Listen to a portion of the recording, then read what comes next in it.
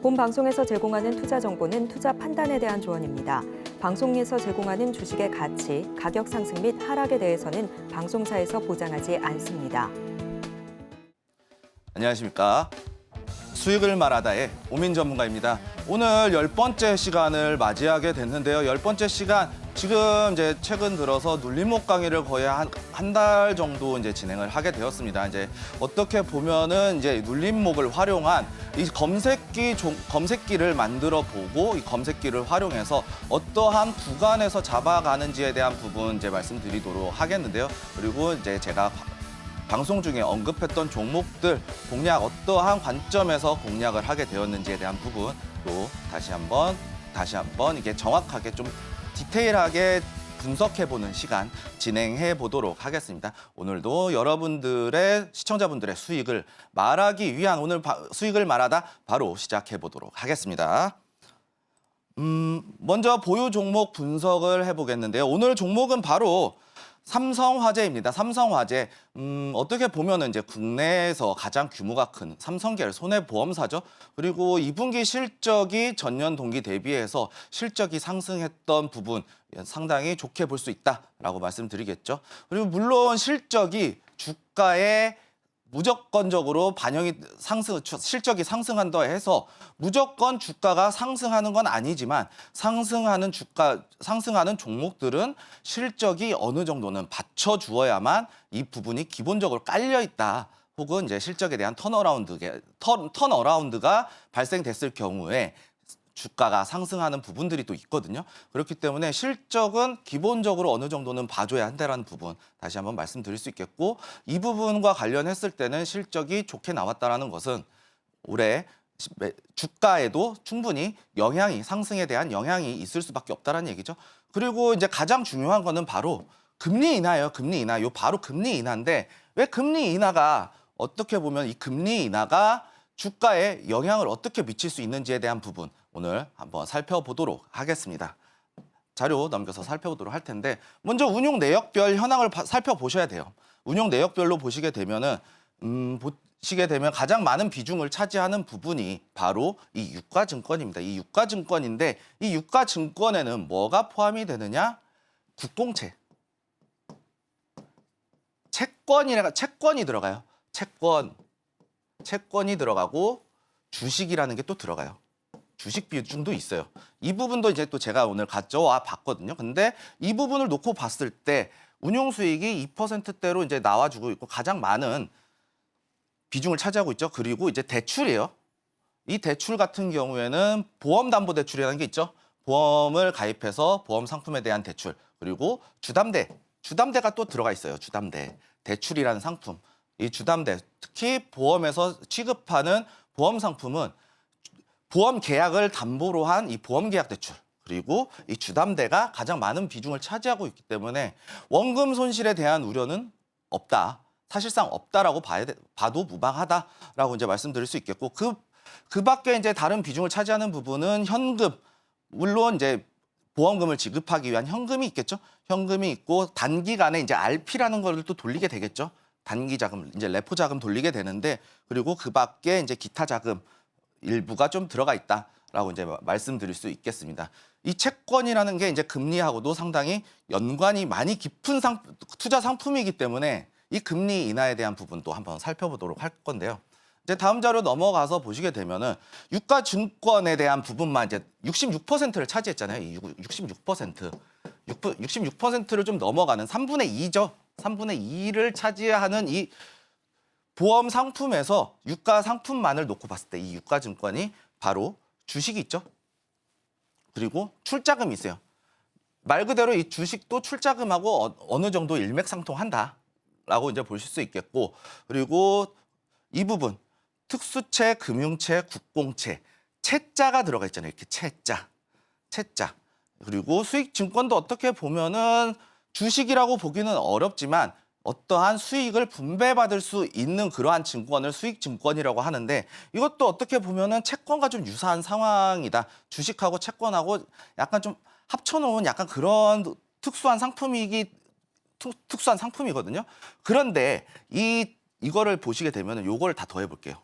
다 7, 8, 9, 10, 11, 이 부분을 놓고 봤을 때 대략 50% 채권이 유가증권 전체의 50% 이상을 차지하고 있어요.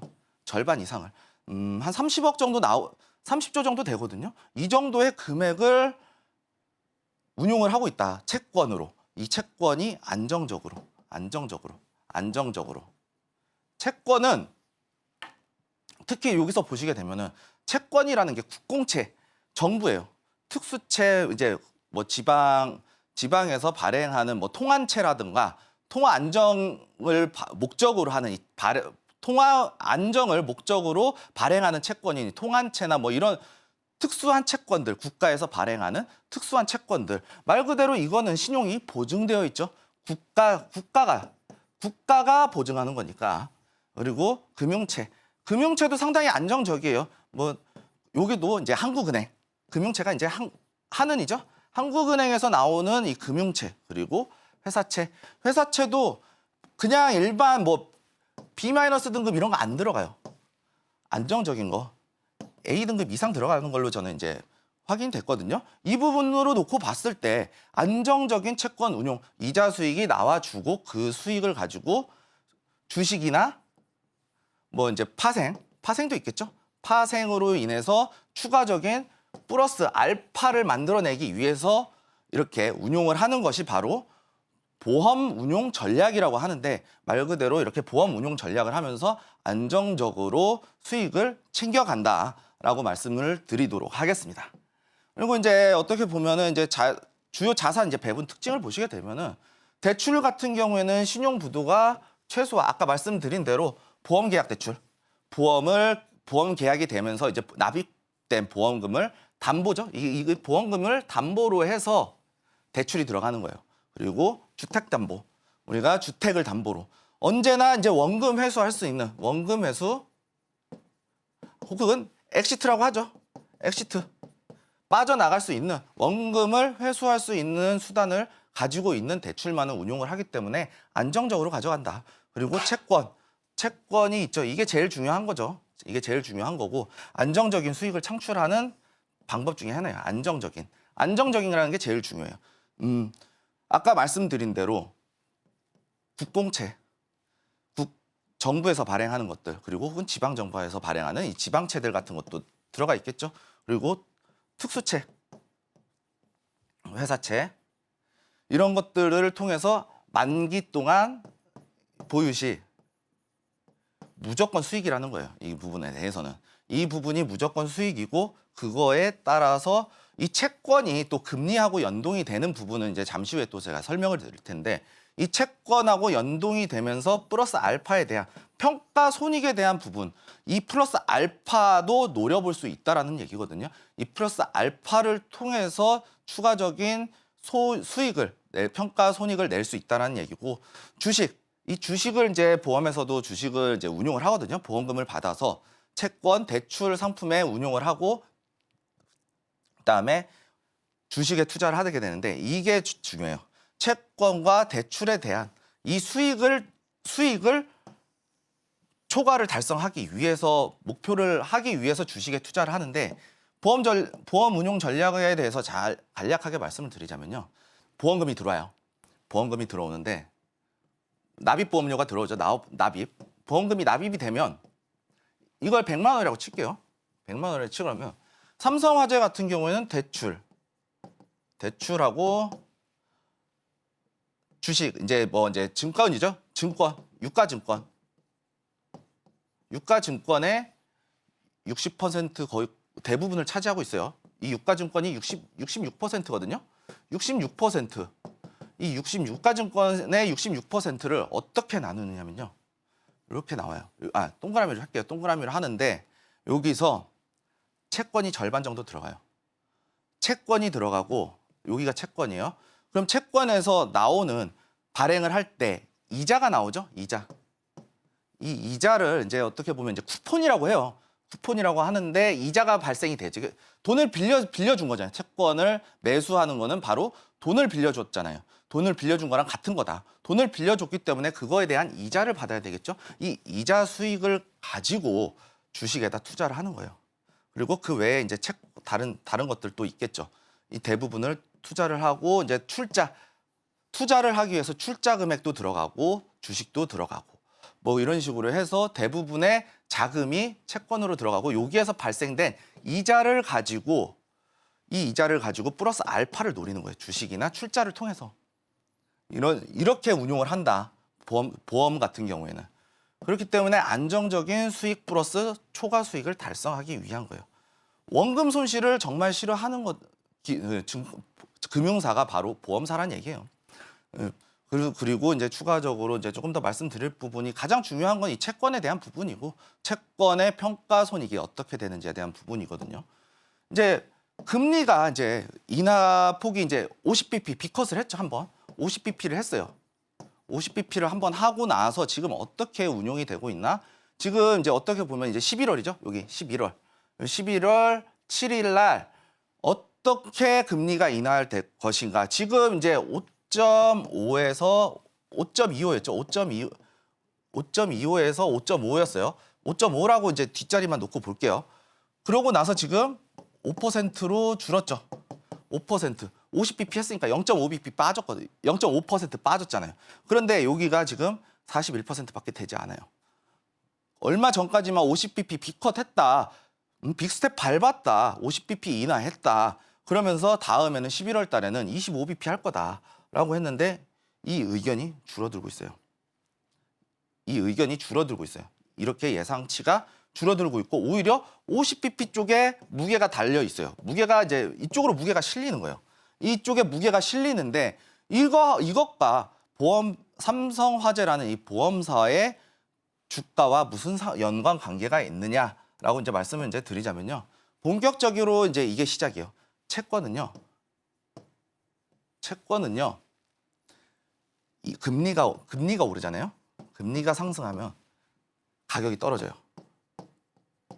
가격은 반대로 이렇게 떨어져요. 왜 그러냐? 기존에 발행했던 채권들의 가격이 떨어진다라는 얘기예요. 신규 발행하는 채권들이 이자가 더 높게 나오잖아요. 그런데 반대로 금리가 인하를 하잖아요. 가격은 올라가요. 채권 가격은 올라가요. 왜? 기존에 발행했던 채권들의 이자가 더 높으니까 이 인기가 더 많은 수익을 낼 수 있으니까 이자 소득을 얻을 수 있으니까 기존에 발행된 채권의 가격들이 상승을 한다라는 얘기죠. 이런 흐름으로 봤을 때 지금 50bp가 나왔죠. 50bp 의견에 무게가 실리고 있어요. 그렇다라는 것은 기존에 예상했던 25bp를 또 9월달 이번 달에 이제 금리 인하가 한번 있었는데 이때도 25bp를 시장에서 예상을 하고 있었어요. 그런데 50bp가 나왔죠. 그러면서 채권 가격이 상승했어요. 채권 가격이 상승했어요.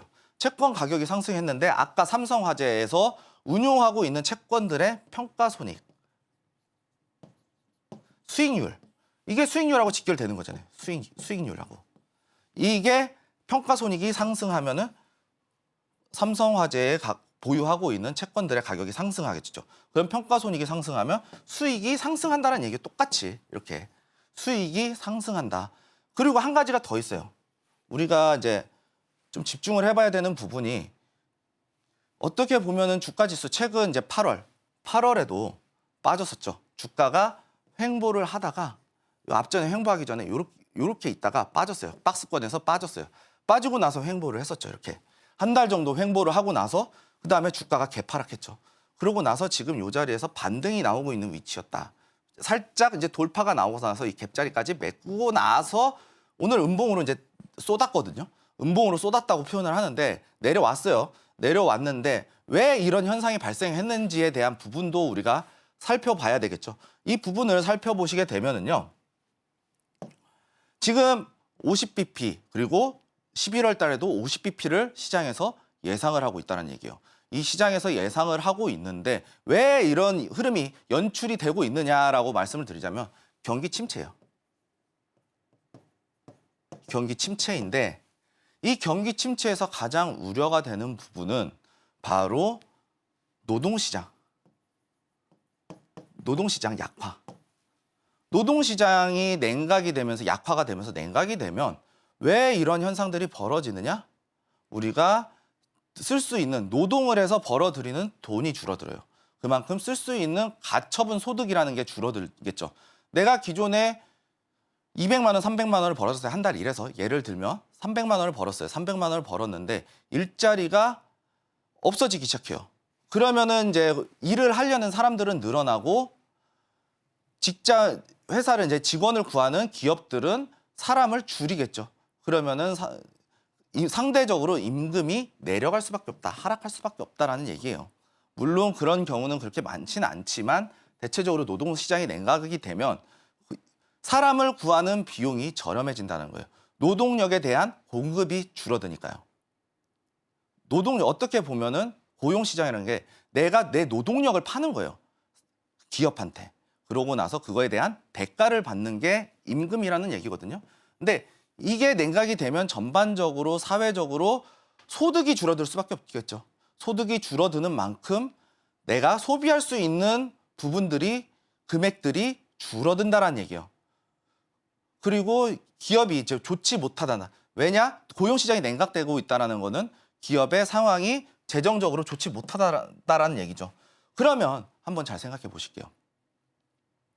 안정적으로 이제 대출이라는 게 생기고 있어요. 그리고 노동시장이 냉각이 되고 있어요. 노동시장이 냉각이 되고 있고 우리가 일을 해서 버는 돈이 줄어들 수 있어요. 그러면은 우리가 모자란 부분은 대출을 받아야겠죠. 대출을 받아야 되는데 어떻게 보면은 가장 손쉬운 대출 방법이 보험계약이에요. 보험계약.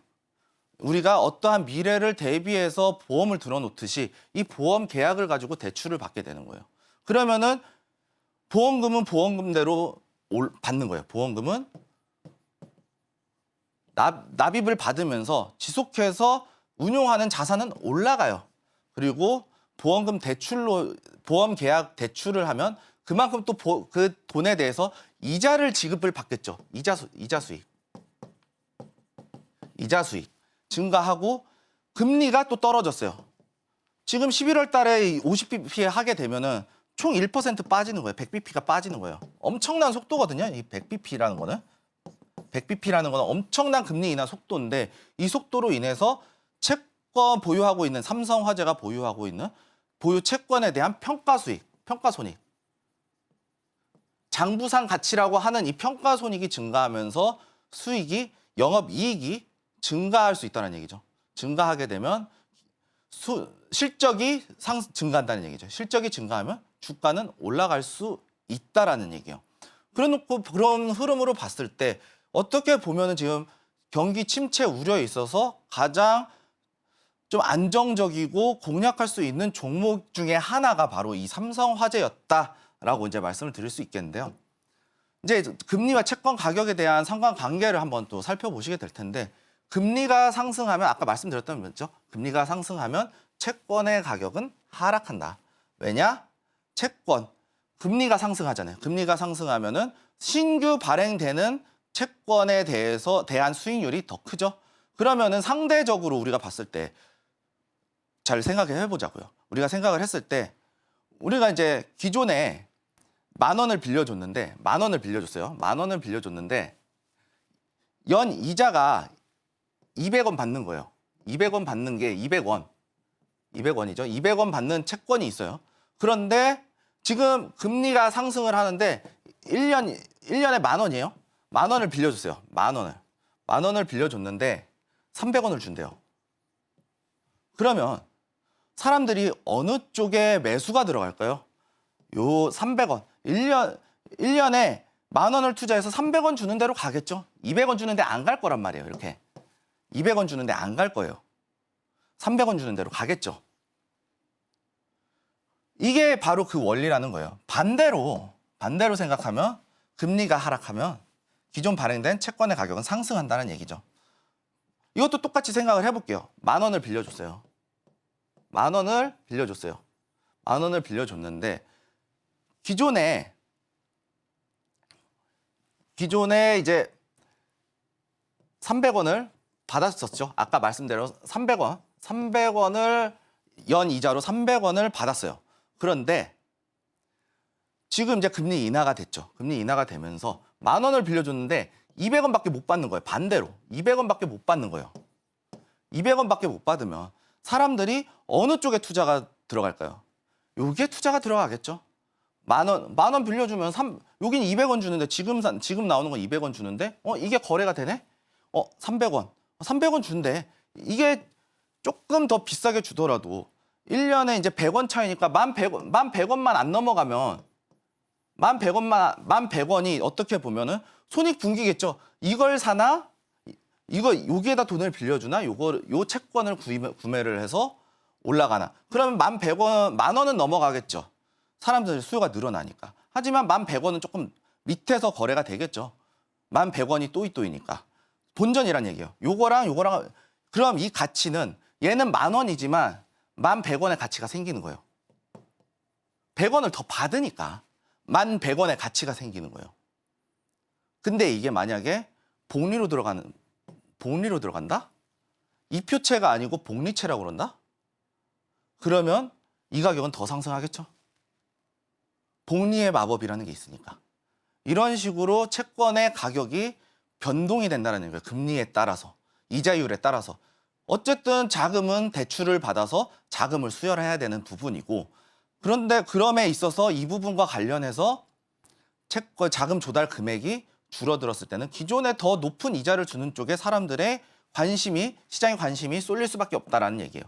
이런 걸로 봤을 때 삼성화재 같은 종목 같은 경우에는 지금 어떻게 보면 글로벌 경기 침체 우려에 있어서 상당히 유리하게 작용할 수 있는 종목이다라고 이제 말씀을 드릴 수 있겠고요. 차트상으로도 한번 살펴보도록 할게요. 차트상으로 보시게 되면은 어떻게 보면 지금 계속해서 상승 추세가 연결이 됐는데 지금 이 자리에서 삼각 수렴 이후에 여기서 소화를 시키고 있어요. 박스를 만들어내고 있거든요. 지금 단기적인 박스를 만들어내고 있는데 지금 어떻게 보면은 우량주예요.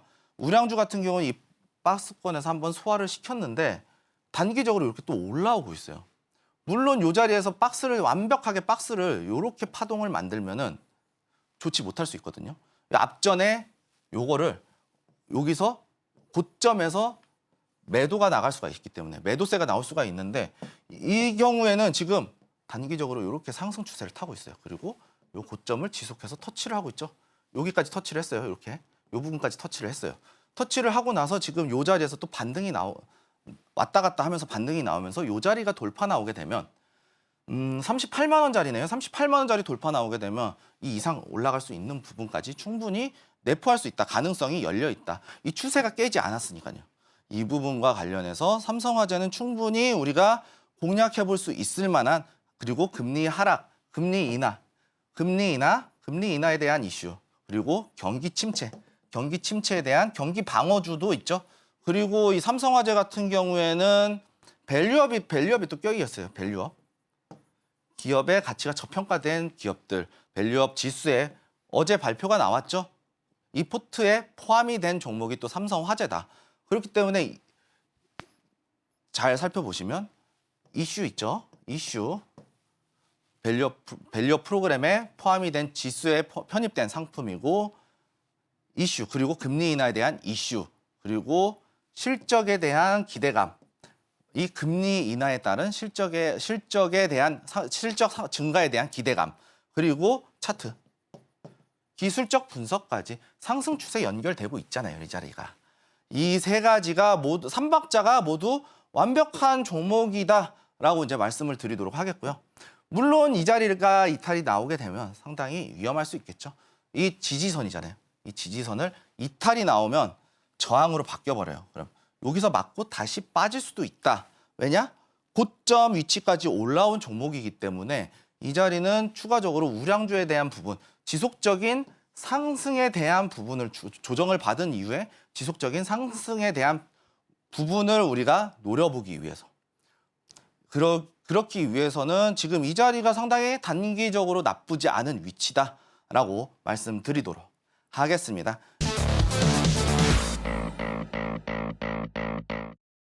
오늘은 이제 어떻게 보면은 상당히 우리가 기대했던 검색기거든요. 제가 지난주에 말씀을 드렸죠. 지난 시간에 말씀을 드리면서 이 검색기 제가 오늘 준비를 해오면서 검색기에 대한 부분을 좀 알려드리겠다. 라고 이제 말씀을 드렸고, 우리가 또 눌림목에 대한 강의를 진행했기 때문에 눌림목 검색기 한번 알아보는 시간 갖도록 하겠고요. 이 수식도 나와 있어요. 수식도 나와 있고 어떠한 관점에서 들어갔는지에 대한 부분부터 차근차근히 살펴보도록 하겠습니다.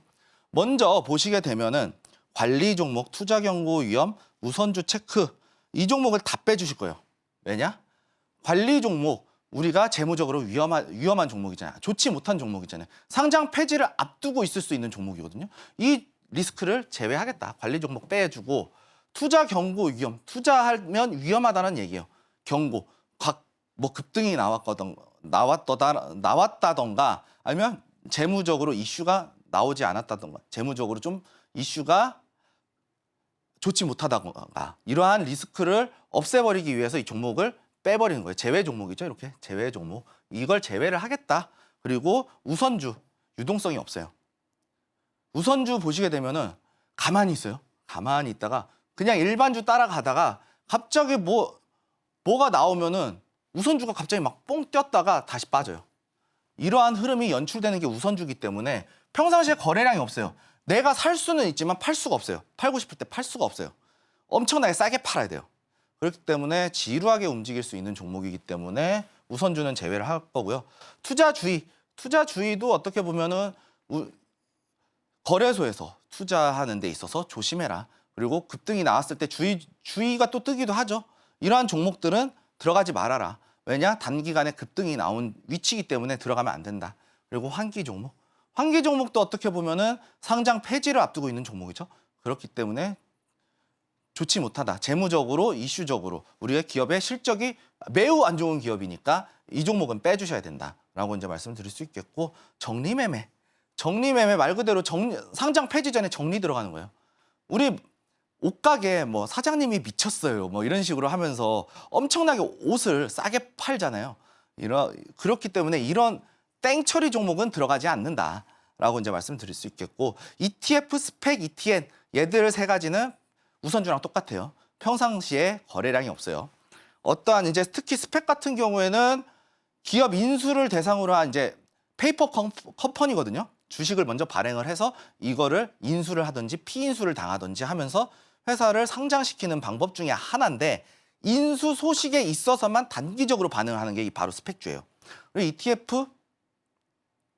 ETF는 좀 보면 좋긴 하지만 ETF 종류가 너무 많아요. 사실은 똑같은 상품임에도 불구하고 증권사마다 좀 다른 부분도 있고, 그리고 평상시에는 또 어떻게 보면은 잠잠한 게 또 ETF예요. ETF가 좀 어떻게 보면 상당히 무겁기 때문에 좀 공략하지 않는다라고 이제 말씀드릴 수 있겠고, 초저 유동성 종목 말 그대로 우선주와 마찬가지 같은 이유고요. 그리고 단기과열 뺄 거예요. 단기과열 같은 경우에는 뭐 점상 해가지고 이렇게 갔어요. 이렇게 하면 이제 단기과열 떠버리거든요. 상한가 한 두세 방 맞으면은 단기과열 떠요. 지금 매수 심리가 단기적으로 과열이 됐으니까 조정이 가격적인 하락이 나올 수밖에 없어요. 조정이 될 수도 있고 하락이 나올 수밖에 없다. 그리고 경고 예고 종목, 이것도 마찬가지다. 우리가 투자할 때 조심해야 되는 종목이기 때문에 급등이 나온 위치에서 들어갈 수 있는 부분이기 때문에 이 종목을 모두 다 빼주시면 되겠습니다.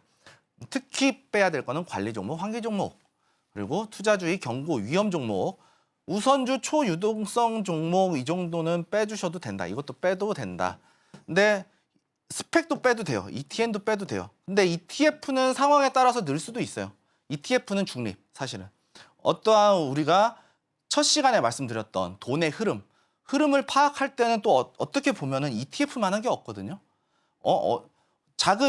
시장의 자금이 뭐 유가로 쏠리는지 금으로 쏠리는지, 뭐 미국 시장 나스닥으로 쏠리는지 다우로 쏠리는지, 뭐 S&P로 쏠리는지 뭐 이런 쪽으로, 뭐 금도 있겠죠? 금도 있을 거고 달러도 있을 거고, 이쪽에 대한 부분을 좀 알아볼 수 있는, 자금의 흐름을 알아볼 수 있는 게 ETF 상품이기 때문에 어떻게 보면 ETF는 좀 중립적인 의견이다. 근데 빼는 게 좀 보기는 편하실 거예요. 그리고 경고 단기 과열 종목은 무조건 빼야 된다. 이것도 빼겠습니다. 이렇게 빼면은 어느 정도 안정적인 종목들이 검색이 될 것이다 라고 이제 말씀을 드릴 수 있겠고요. 이 눌림목 검색기에 대한 로직을 조금 이제 설명을 드려야 될 건데 단기적인 상승 추세를 만들어내는 걸 봐야 돼요. 단기적인 상승 추세, 이 추세가 나타나는 종목을 좀 봐야 되고요. 그리고 20일, 60일, 20일 또는 60일 지지선이 나오는 초입 구간 혹은 파동이 나오고 이 자리에서 20일이나 60일 타고 가는 종목들을 찾기 위한 거예요. 하지만 이 상승이 나왔다라고 해서 시세 구간은 아니에요. 이렇게 해서 이렇게 엘리어트 1파, 2파, 3파 나오면서 쭉 올라가는 위치는 아니고 여기서 만들다가 여기서 요 자리 횡보하는 자리 혹은 횡보해서 여기서 살짝 올라오는 자리 요 박스 구간을 찾기 위한 거거든요. 올라온 이후에 주가가 이렇게 있고 조정을 받고 요 자리에서 눌림목 위치를 찾기 위한 자리예요. 이걸 찾기 위한 검색기이기 때문에 이런 자리를 조금 찾아보셔야 된다. 조건 검색을 좀 보자면요. 일단은 거래량이 1거래량이 5만 주 이상 나와야 돼요. 5만 주. 최소한 5만 주는 나와야지 그래도 우리가 매도할 수는 있다. 매수하기도 쉽지만 매도할 수 있다. 충분한 매매를 할 수 있다는 얘기예요. 내가 원하는 물량을 어느 정도는 맞춰줄 수 있는 최소한의 거래량이 5만 주다라고 이제 말씀을 드릴 수 있겠고, 그리고 주가 이동 평균의 배열을 좀 봐야 돼요. 5위평이죠. 5위평. 그리고 22평, 62평이에요. 이게 뭘까요? 단기 정배열이죠. 5, 20, 60. 단기 정배열이에요. 같거나 높을 때. 최소한 같아야 된다는 얘기예요. 이 조건은 나와야 된다. 이게 다 같을 수도 있고 얘가 여기서 같을 수도 있겠죠. 이 조건들을 최소한 만족을 해줘야지만 어느 정도 수렴 위치를 찾아낼 수 있고 혹은 이 위치에서 올라갈 수 있는 부분을 좀 찾아낼 수 있다는 얘기거든요. 그리고 나서 이동평균 이격도, 21선에 대한 이격도죠. 현재 주가가 21선이 이렇게 올라왔다가 이렇게 내려오겠죠. 그럼 이 자리에서 21선 5일선 부근, 21선 부근의 2% 이내에서 좀 붙은 종목을 찾기를 원한다는 거예요. 왜냐? 주가가 이렇게 상승을 했잖아요. 그럼 이동평균선이 21선이 이렇게 올라가겠죠. 올라가서 조정을 받으면 얘가 주가보다는 살짝 눌리면서 얘가 수렴이 나왔을 때는 이 자리에 붙게 되거든요. 이런 식으로 붙게 되거든요. 이런 자리를 찾기 위한 거예요. 그래서 2%. 그리고 62평도 마찬가지죠. 62평은 이제 5%. 62평은 이제 21선이 주가가 이렇게 상승을 하잖아요. 그럼 21선은 이렇게 반응을 해요. 이렇게 반응을 하겠죠. 이렇게 반응을 하는데 61선은 약간 이렇게 반응을 해요. 좀 둔하게 움직여요. 주가는 이게 이동평균선, 주가라고 치면은 5일선은 더 빠르게 움직이겠죠. 더 빠르게 움직이겠죠. 이런 식으로 움직이는 거예요. 그러면서 이 자리를 수렴하는 자리를 찾기 위한 거다. 그리고 여기서 주가가 조금 더 높을 수 있기 때문에 5%까지 조금 더 열어놓고 보는 거다. 5% 이내에서. 61선 기준으로 5% 이내에서. 그리고 주가는 한 가지를 더 보시게 되면은 1위평이죠. 종가 1위평이죠. 1, 2평은 말 그대로 오늘 캔들의 양봉이든 음봉이든 종가예요. 종가가 240일, 242평. 1년선이죠. 1년선. 1년의 평균 가격보다는 높아야 된다. 241선이 이렇게 올라오면은 61선은 올라왔다가 21선 이렇게 올라오겠죠. 그리고 이 자리에서 요 위에 있어야 된다. 최소한 요 위에는 있어야 된다. 그래야지 이동평균선이 221 이동평균선이 올라갈 수 있을 테니까 이 위에 있어야 된다는 얘기예요. 그리고 이동평균선 이격도 241선이죠. 주가가 7.5% 이내에 붙어 있어야 된다. 왜? 주가가 살펴보도록 할게요. 이 로직을 살펴보시게 되면 주가가 이렇게 가다가 올라왔어요. 올라왔는데 21선은 여기서 이렇게 만들겠죠. 61선은 이렇게 만들겠죠. 241선은 이렇게 만들 거예요. 둔하게. 그러면서 얘가 내려오면서 요 구간에 대한 수렴을 찾는 거예요. 수렴을 찾아서 요 박스권이 형성되는 부분을 찾는 거거든요. 그러면서 이 수렴에 대한 상승에 대한 저점을 깨지 않았을 때에 대한 이 상승에 대한 이 부분을 찾기 위한 검색기다라고 이제 말씀을 드리도록 하겠는데 시간이 조금 모자랄 것 같아요. 좀 빨리 좀 진행을 해보겠습니다. 검색기 포착 종목을 이제 좀 제가 가져와 봤는데 준비해 봤거든요. 검색기 종목 이제 베뉴지란 종목이에요. 베뉴지 종목 볼까요? 어떻게 돼 있는지. 주가가 하락하면서 빠졌죠. 여기서 단기적인 하락 그리고 추가적으로 낙폭이 좀 줄어들었고 이 자리에서는 이제 박스권의 형태가 만들어졌어요. 박스권의 형태가 만들어지고 나서 여기서 돌파가 나왔죠. 돌파가 나왔는데 21선 붙어 있네. 21선 붙어 있죠. 근데 위아래로 전고점을 한번 볼게요. 이 자리가 이 자리예요. 넘어갔죠. 한번 넘어가고 소화를 시키고 매물대 만들면서 내려오는 위치죠. 네, 이때 우리가 어떻게 공략을 해야 될까요? 21선을 지금 일단 터치를 해서 61선까지 내려올 수 있어요. 그럼 61선이 이렇게 올라올 거예요. 요 61선 위에 있으니까 주가가 진행하면 올라올수록 대신 21선이 이렇게 떨어지겠죠. 그럼 요 자리 얘가 또 241선 이렇게 올라올 거예요. 이게 481선이고 이렇게 올라올 거예요. 이렇게 올라올 거예요. 올라오면서 요 구간 언저리에서 만들어질 거거든요. 한 2,200원 선에서 주가가 만들어질 거예요. 2,250원 요 밑에서 요 자리 부근에서 만들어질 거예요. 주가가. 요 자리 부근에서 수렴이 될 거예요. 우리가 이 부분을 예측할 수 있다는 거예요. 그러면은 우리가 이 자리까지 주가가 이렇게 빠졌을 때 이 자리에서 횡보하는 거 나오고 돌파 양봉하는 거 딱 뜰 때 우리가 충분히 매수할 수 있다라고 저는 이제 보거든요. 그렇기 때문에 이 부분에서 이 자리를 2,200원을 이탈하지 않는 한도 내에서 우리가 충분한 대응을 할 수 있다. 혹은 이제 좀 성격 급하신 분들은 여기서 잡을 수도 있겠죠. 2,280원이니까 퍼센테이지가 그렇게 얼마 되진 않아요. 손실에 대한 손실률이 그렇게 크지가 않은 위치이기 때문에 급하신 분들은 잡아보겠죠? 잡아보고 그럼 난 여기 이탈하면 손절할 거야. 그리고 추가적으로 요 전고점까지는 한번 노려볼 수 있지 않을까? 윗꼬리가 길기 때문에 윗꼬리가 길면 뭐라 그랬어요? 중간 지점까지 보라고 그랬죠? 그럼 2,420원까지는 목표가로 한번 노려볼 수 있다는 얘기죠.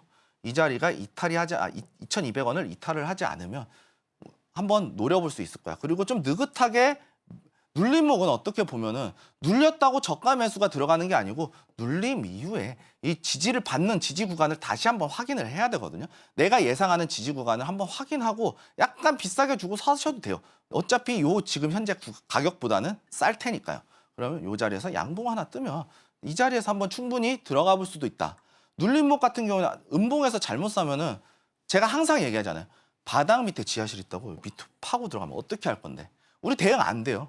그렇기 때문에 내가 대응이 가능하다 그러면은 2,200원은 손절 잡고 충분히 대응할 수 있다라고 이제 말씀을 드릴 수 있겠고 그게 아니라면 조금 더 안정적으로 좀 기다리면서 2,200원에 대한 지지 구간을 확인하고 매수가 들어갈 수 있다는 얘기죠. 다음 종목 한번 또 살펴볼게요. 다음 종목은 이제 명문제약이죠. 명문제약 해리스 부통령과 관련된 이제 여성 생식권과 관련된 이제 낙태죠. 여성이 이제 임신이든 낙태든 자유롭게 할 수 있는 생식권을 보장할 수 있는 공약을 내놓으면서 단숨에 이제 해리스 부통령의 정책 테마주로 부각을 받으면서 상승했던 종목 중에 하나예요. 그렇다는 뜻은 이슈가 살아있죠. 이슈가 있어요. 해리스 부통령이 대통령 당선이 되면 이 종목과 관련해서 법안이 발의되면 재료는 소멸이 되겠죠. 이전까지는 이슈 재료가 살아있는 종목이란 얘기예요. 근데 이 종목 한번 살펴보실게요. 하락이 계속해서 나와주고 있어요. 하락을 나와주는데 앞전에 이제 매물대 소화도 한번 볼게요. 매물대 소화 끝났죠. 여기서도 소화했죠. 이 캔들 본전 주고 얘가 얘 본전 줬어요. 그러고 나서 주가 또 빠지는데 여기서 얘가 또 여기 본전 줬네. 그리고 요 자리 보면 얘가 또 여기 본전 줬어요. 계속해서 본전을 주고 있다가 얘가 요 자리에서 요 자리 찍어볼게요. 쭉 올라가면 와 2022년도 가격까지 올라오면서 본전을 주고 빠졌어요. 이때 매물대가 작용을 했겠죠. 이 거래량 나왔잖아요. 그러면서 거래량이 죽었죠. 거래량 죽으면서 이 자리에서 다시 한번 매수세가 나왔는데 여기서도 이 꼬리가 매도세로 변했죠. 근데 거래량이 줄었어요. 그러면 세력주의 관점에서는 충분히 매수세만 이제 좀 남았다. 매도세는 이제 어느 정도 끝났다라고 이제 보여지고 있는 거거든요. 매수세가 거래량이 앞전에 여기 터치했을 때보다 지금 요 자리에 물려있던 물량이 생각보다 많이 나오진 않았어요. 거래량이 생각보다 많이 나오진 않았어요. 그렇다는 것은 매수세만 남아있다라고 이제 거래량 해석이 될 수 있거든요. 이 자체로 봤을 때 우리가 어떻게 공략을 할 수 있냐. 지금 주가가 241선 위에 있죠. 이 자리까지 노려볼 수 있어요. 왜? 저항선이잖아요. 481선. 2년선에 대한 저항선이기 때문에 노려볼 수는 있어요. 이 자리까지. 근데 앞전에 넘어갔죠. 이 자리 다시 한번 넘어가는 관점이 중요하기 때문에 여기 2,420원 정도 되거든요. 2420이 1차 목표가가 되는 거예요. 그리고 이 자리에서 올라왔죠. 내려왔죠. 내려왔는데 이 추세 안 깼어요. 우상향 살짝 나와주고 있어요. 나와주고 이 자리에서 지지를 받는 게 확인이 됐죠. 지지를 받는 게 확인이 됐으면 이 자리에서 충분히 한번 들어가 볼 수 있다. 손절 짧게. 여기도 손절가는 2,200원 정도 되겠네요. 2,200원. 2,200원 정도. 이렇게 잡고 목표가 1차 목표가 2,420원 잡고 2차 목표가 여기까지 잡으면 돼요. 2,850원? 2,850원. 이 자리까지 2차 목표가. 2차 목표가를 설정을 해서 들어갈 수 있다는 거예요. 보시게 되면 정고점 매물 소화. 이 부분도 보셔야 돼요. 매물대 소화를 이제 한번 좀 강의를 한번 해봐야 될 것 같은데 제가 계속해서 이제 매물대 소화 얘기를 하는데 어려운 건 없어요. 사실 정고점에 대한 부분을 터치해주고 이때 거래량을 조금 분석을 하면 되는데 이거는 그렇게 어렵지가 않으니까 이제 계속해서 말씀을 드릴 수 있겠고 매물대 소화는 좀 강의를 어떻게 보면 핵심 내용 중에 하나다 보니까 간략하게 좀 설명을 할 수밖에 없어요. 너무 길게 할 수는 없다. 그리고 그렇기 때문에 매물대는 소화가 어느 정도 끝났고 거래량이 감소된 걸로 봤을 때 매수세만 좀 남아있는 상황이다. 이 매도세가 그렇게 크진 않다라고 해석을 할 수 있고요. 이 자리에서 내려왔죠. 주가를 다시 한번 보시게 되면 양봉이 나왔죠. 그러고 나서 이 자리 지지받는 구간이 매우 중요하다. 이 자리도 손절가는 2,200원 구간이 되겠죠. 그러면 지금 현재 주가가 2,300원이니까 한 10% 조금 넘긴 하겠는데 이 자리까지는 충분히 노려볼 수 있다. 2,420원까지. 손절가가 여기니까 이 자리 한 6대4 정도 나오니까 손익비가 나오죠. 이러면은 우리가 충분히 공략해 볼 수 있다라고 이제 말씀드리도록 하겠습니다. 다음 세 번째 종목 살펴볼 텐데요. 세 번째 종목은 이제 티웨이 항공이죠. 티웨이 항공 유가하고 직접 관련이 있어요. 유가가 관련이 있는데 이 유가는 어떠한 이슈로 움직이는지 우리가 또 살펴봐야겠죠. 지금 이스라엘로 대변되는 이 중동에 대한 이슈가 있어요. 이 중동에 대한 이슈가 있고요. 중동에 대한 리스크가 커지면 커질수록 원유의 수입 비용이 증가가 하게 되겠죠. 그리고 원유의 수입 비용이 증가가 하게 되면 이 항공이잖아요. 항공유를 쓰죠. 항공이니까 항공유를 사용을 하겠죠. 항공유를 사용을 하는데 이 항공유에 대한 가격이 상승을 하면서 원가에 대한 부분을 소비자한테 전가가 돼요. 소비자에게 전가가 돼요. 원가가 오르니까 그만큼을 이제 소비자에게 우리 가격 이거 원가가 너무 올라가니까 가격을 좀 더 주셔야 될 것 같아요. 그러면서 가격을 전가를 시키죠. 전가를 시키면서 수익성이 단기적으로 일시적으로 상승할 수 있다. 그리고 인플레이션 때문에 앞으로 대한 부분 때문에 상승폭은 크지만 인하폭은 크지 않을 수 있어요. 이렇게 작은 확률이 상당히 많죠. 특히 우리나라 기업 같은 경우는 이러한 부분들 때문에 수익성이 개선될 수 있다는 얘기예요. 이러한 흐름으로 놓고 봤을 때 이슈 살아있죠. 이슈 또는 재료가 살아있다는 얘기예요. 그리고 항공주 같은 경우에는 재무가 그렇게 좋지 못하지만 어떻게 보면 기간 산업이죠. 기간 산업이에요. 수요도 꾸준하고 우리가 없어서는 안 되는 필수 소비재 같은 부분이기 때문에 어떻게 보면은 재무하고는 조금 무관하지만 신자가 붙었다는 것은 그래도 어느 정도 실적은 나와주고 있다는 얘기죠. 좋은 실적 나와주고 있다는 건 적자는 안 본다는 얘기예요. 근데 여기서 이제 다음 봐야 될 거는 차트죠. 차트를 보시게 되면은 여기서 하락 추세 나왔죠. 하락 추세 나왔는데 이 자리를 또 보셔야죠. 이 자리 보시게 되면 앞전에 얘가 여기 본전 좋네. 그런데 얘가 여기 또 넘어갔죠. 얘가 여길 또 본전을 준 거예요. 앞전에 대한 부분. 본전을 줬는데 매물대가 좀 많이 나왔죠. 단기적으로 눌릴 수밖에 없다. 여기서 거래량이 많이 나왔기 때문에 거래량이 조금 줄었으면 좀 좋았을 텐데 이 자리에서 지금 눌림목이 이제 형성이 되고 있다는 얘기예요.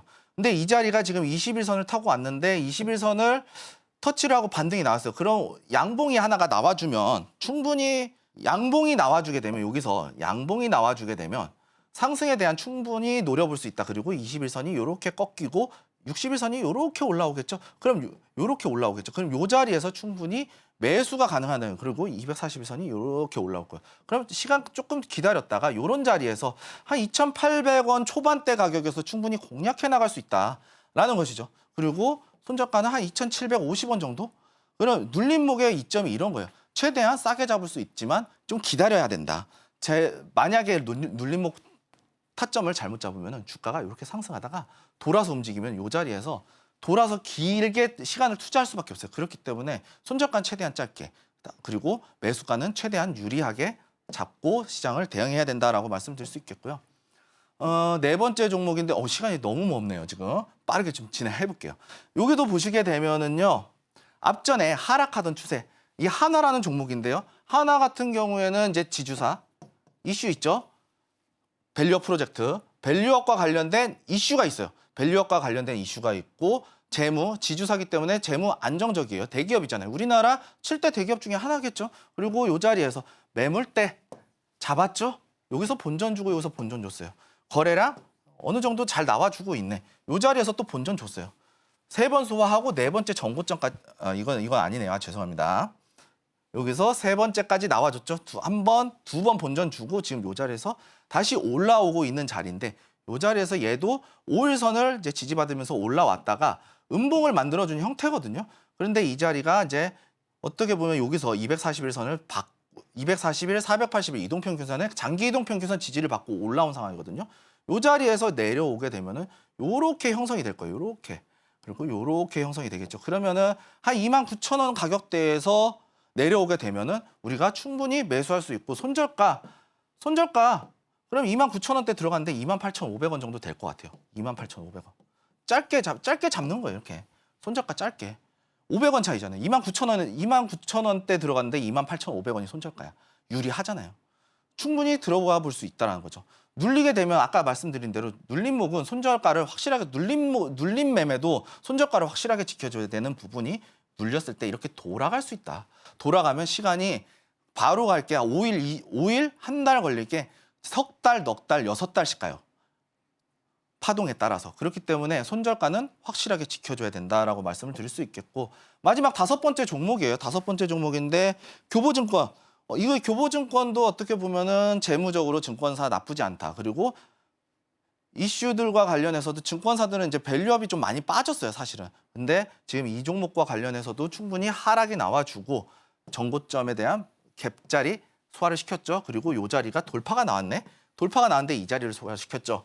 소화를 시키고 나서 지금 이 자리까지 쭉 빠졌다가 올라왔어요. 올라온 위치라는 것은 지금 얘가 양봉 하나 뜨면 돌파 자리에서도 충분히 들어갈 수 있는 자리거든요. 왜냐? 돌파가 나왔거든요. 돌파에서도 들어갈 수 있지만 우린 눌림목을 하는 거잖아요. 그럼 이 자리에서 올라왔죠. 그럼 얘가 요렇게 올라오겠죠. 주가가 요 정도에 있을 때는. 그럼 얘는 요렇게 올라오겠죠. 5일선은 요렇게 올라오겠죠. 올라오다가 수렴이 되겠죠. 그럼 요 자리 구간에서 맞춰진다는 거예요. 5,400원에서 5,300원. 요 자리에서 가격이 수렴될 가능성이 높다라는 거예요. 그러면 우리가 이 자리를 충분히 공략해 나갈 수 있다라고 말씀드릴 수 있겠고 매수가는 요 자리인데 손절가는 5,200원이에요. 이 종목 같은 경우에는 전 저점에 대한 꼬리까지 보더라도 5,200원. 상당히 유리한 가격이거든요. 이런 식으로 우리가 충분히 대응할 수 있고 목표가는 앞전에 정고점 매물 여기까지만 보시면 되죠. 5,700원. 5,700원 부근까지만 보시면 돼요. 그러면은 단기적으로 충분히 눌림목에서 상당히 유리한 가격 그리고 단기간에 높은 수익률을 얻을 수 있는 구간이 바로 이 눌림목 매매의 장점이다라고 말씀드릴 수 있겠고 오늘 이제 종목 소개가 모두 끝났습니다. 그리고 종목 끝났고 눌림목에 대한 부분 강의를 진행을 했는데 시간이 조금 이제 차트를 설명하면서 5개 정도의 예시를 들었는데 상당히 좀 모자른 것 같아요. 다음 시간에는 이제 눌림목에 대한 부분들을 조금 더 차트 검색기를 또 갖고 와갖고 검색기를 활용한 종목들을 갖고 와서 설명을 추가적으로 또 구간에 대한 부분들 총 정리해보는 시간을 갖도록 하겠고요. 검색기 필요하신 분들은 하단 링크 참고하시면은 제가 검색기 방송 끝나고 한 저녁쯤에 밤 시간대에 아마 올려둘 거거든요. 제가 이제 이 검색기를 어떻게 활용해서 어떻게 공략해야 되는지, 어떠한 종목들이 잡히는지를 정리해서 올려둘 테니까 하단 링크 반드시 참고하셔서 들어오시면은 충분한 자료 얻어가실 수 있을 것이다라고 말씀드리도록 하겠고요. 오늘 이제 어떻게 보면은 검색기를 활용한 부분들을 이제 설명을 해드렸는데, 이 부분들을 조금 더 활용하신다면 시청자분들이 직접 수익을 낼 수 있는 어떤 하나의 방법을 제시해 드렸던 시간이었다라고 말씀드리면서 오늘 수익을 말하다 마치도록 하겠습니다. 시청해 주셔서 감사합니다.